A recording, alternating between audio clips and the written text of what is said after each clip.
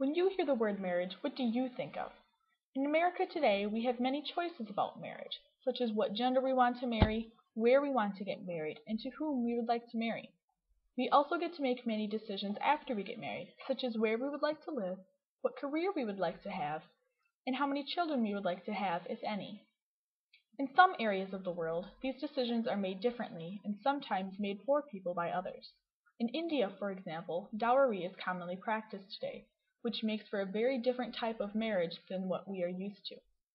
Let's start by looking at some of India's marriage rituals. First, let's look at dowry. Dowry is the practice of the bride's family providing the groom's family with money or goods in exchange for their daughter's marriage. It consists of money and goods such as jewelry, refrigerators, TVs, cars, and sometimes even homes.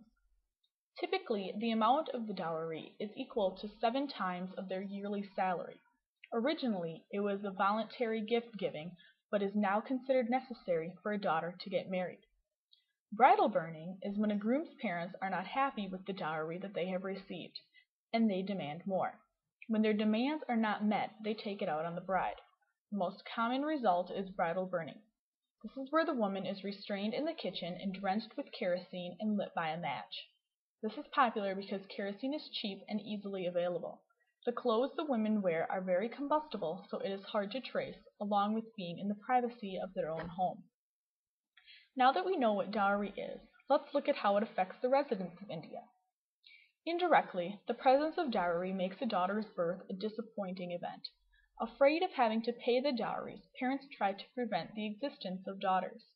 Millions of female fetuses have been aborted in recent years because of the consequences of having them. In one Indian town, there are 793 girls per 1,000 boys. Directly, the survival rate of burned brides is very low. This ensures that the woman will never prosecute, and even if she does survive, she typically dies at the hospital from infection. Since divorce is a taboo in much of the area, brides do not leave because it would bring shame upon their family. With these horrible effects, you would think that something is being done to prevent it. While there are laws condemning dowry, they are not very effective because the people that uphold them often look the other way. The police and courts generally believe that women are inferior, and people who don't believe that often believe that dowry is a private family matter. Less than 10% of the thousands of deaths are actually investigated. To fix this, women need to become more educated so they can become economically independent. There also needs to be more education at younger ages so children can be taught a better lifestyle. Another effective way would be for the media to increase awareness of the problem so more people can help.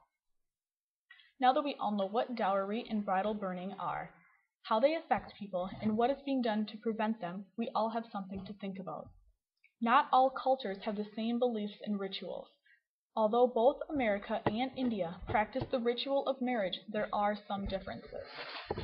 Here in America, we have different beliefs for choosing our partners, different ceremony rituals, and different beliefs about roles for each partner. In conclusion, different cultures practice the same rituals as we do, such as marriage, but how we carry them out is what makes us all individual and unique.